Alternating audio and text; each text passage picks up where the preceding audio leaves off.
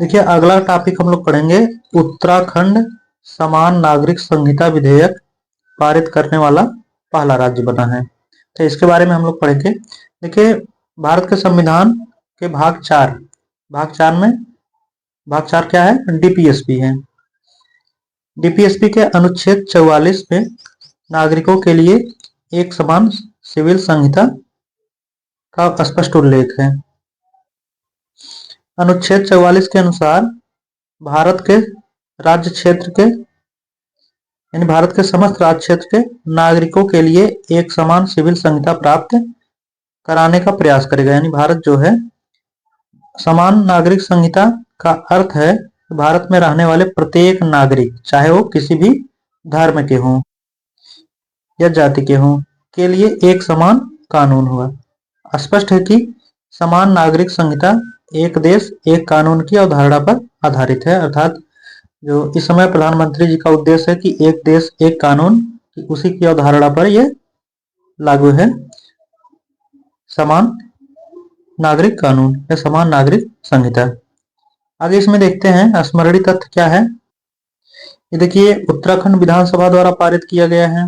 आगे और देखिए यह जो है 6 फरवरी 2024 को यह विधेयक समान नागरिक संहिता उत्तराखंड 2024 नामक शीर्षक से विधानसभा में प्रस्तुत किया गया।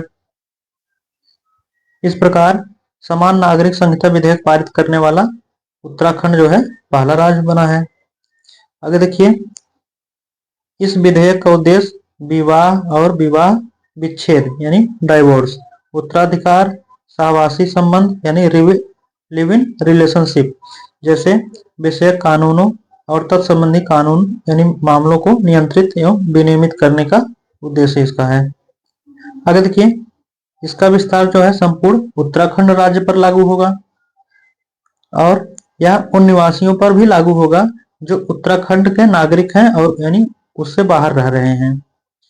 आगे देखिए भारत के संविधान के अनुच्छेद 366 के खंड 25 सहपठित अनुच्छेद 2 के अंतर्गत किसी भी अनुसूचित जनजाति सदस्यों पर इस संहिता का कोई प्रावधान लागू नहीं होगा। तो यानी अनुसूचित जनजाति यानी एसटी पर यह कानून लागू नहीं होगा, ये भी ध्यान रखना है। और कह रहे हैं कि और ऐसे व्यक्तियों या व्यक्तियों के समूह पर भी लागू नहीं होगा जिनके परंपरागत अधिकार भारत के संविधान के भाग 21 के अंतर्गत आता है। तो जैसे दूसरे राज्य के व्यक्ति हो गए या कोई विदेशी हो गया, इन सब पे जो है ये कानून लागू नहीं होगा। आगे देखिए 2022 में उत्तराखंड सरकार ने राज्य में निवास करने वाले नागरिकों के व्यक्तिगत नागरिक मामलों को नियंत्रित करने वाले प्रासंगिक कानूनों का परीक्षण करने के लिए एक विशेषज्ञ समिति का गठन किया था। तो उसी के आधार पर यह लागू हो रहा है, बनाया जा रहा है। आगे देखिए इस समिति को विवाह, तलाक, संपत्ति के अधिकार, उत्तराधिकार, विरासत, गोद लेने, रख रखाव और संरक्षकता जैसे विषयों पर मसौदा कानून तैयार करने या मौजूदा कानूनों में संशोधन के संबंध में संस्तुतियां प्रस्तुत करने का कार्य भी सौंपा गया था। आगे इसमें देखिए उत्तराखंड में समान नागरिक संहिता के क्रियान्वयन के विषय पर रिपोर्ट प्रस्तुत करने की अपेक्षा भी इस समिति से की गई थी। आगे देखिए इस समिति में कौन कौन थे, यानी समिति के जो है न्यायाधीश रंजना प्रकाश देसाई की अध्यक्षता में गठित की गई थी। इसके अन्य सदस्य कौन कौन थे? तो न्यायाधीश प्रमोद कोहली थे, मनु गौर और शत्रुघ्न सिंह थे, सुरेखा डंगवाल थी। आगे देखिए इस समिति द्वारा अपनी अंतिम रिपोर्ट उत्तराखंड के मुख्यमंत्री पुष्कर सिंह धामी को 2 फरवरी 2024 को सौंपी गई थी।